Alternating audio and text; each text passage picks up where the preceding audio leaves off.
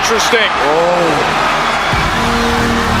it sounds like Nia Jax has got a championship opportunity against Tiffany Stratton next week, but wow! That signature leather jacket. She is back. Alexa Bliss. What an instant impact. And you hear the roar of the crowd. A couple years away, and now right back in the mix of it all. Bliss is in an elimination qualifier against Candice LeRae. That's coming up next.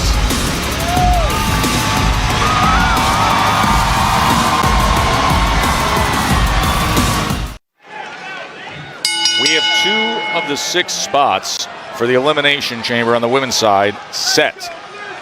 Liv Morgan and Bianca Belair qualified earlier tonight, and now Alexa Bliss, her first singles match since returning from a 2-year absence in this Elimination Chamber qualifying match against Candice LeRae. As you see there, the 2K25 ratings for each of these superstars, an 83 for Bliss, a 71 for LeRae.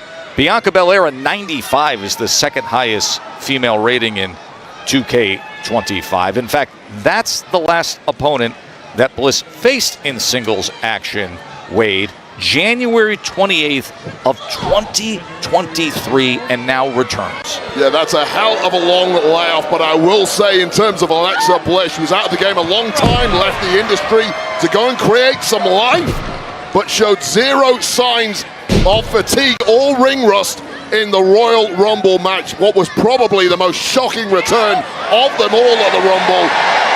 Social media was ablaze with Bliss being done for good, but in a puff of smoke there she was. And I thought perhaps that was her chances of qualification in the Elimination Chamber also going up in smoke. Alexa had arguably one of the biggest crowd reactions of the night as LeRae hooks the leg. She entered the Women's Royal Rumble as entrant number 21. Tried to shoulder tackle Liv Morgan off the apron. Raquel Rodriguez got involved, lifting Alexa over the top rope, and then Liv with a code breaker on the apron that eventually eliminated Alexa Bliss. Now, Nia Jax, who is the wing woman to Candice LeRae of late, has headed to the back, presumably to rubber stamp the contract for a championship match with Tiffany Stratton next week. That has been confirmed by GM Nick Aldis. Jax clearly has full confidence in Candice LeRae beating an opponent who's been out for the past 2 years, and right now, Candice LeRae is doing a hell of a job in that ring. She really is, just stretching her out, driving that knee into the small of the back, arching back the neck and the leg is Candice LeRae. Candice LeRae herself came into the Royal Rumble 6 days ago as number 23. Tried to sneak up on Trish Stratus. Eliminated by the Hall of Famer. And I'll say this, Candice LeRae is a 20-year veteran. We've only relatively recently here on SmackDown started to see the best of her. She started getting a lot more opportunities since ingratiating herself to the former champ Nia Jax, but she's going to need all of those 20 years of experience to try to combat one of the most mystical and perplexing individuals in the history of the women's division in Alexa Bliss. Bliss turns things around for a moment against LeRae. Well, Bliss just has that ability to keep opponents guessing. You never quite know what is going through the mind of Alexa Bliss. Trying to climb up to that top rope. Of course, some of her best work through the years off the top rope. But LeRae quick to meet her there.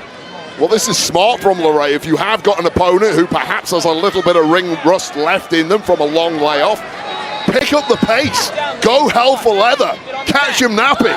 Wait, you mentioned ring rust. How real is it when you have this kind of an absence? Well, I'll tell you from my own career, 2 months out, I would get ring rust. You would start to get fatigue, and I don't care how long you spend on a treadmill, you simply cannot get your ring wind up without match. Oh my. At the top level, and that was fantastic from Candice LeRae, who's now in full control of this Elimination Chamber qualifying matchup. 1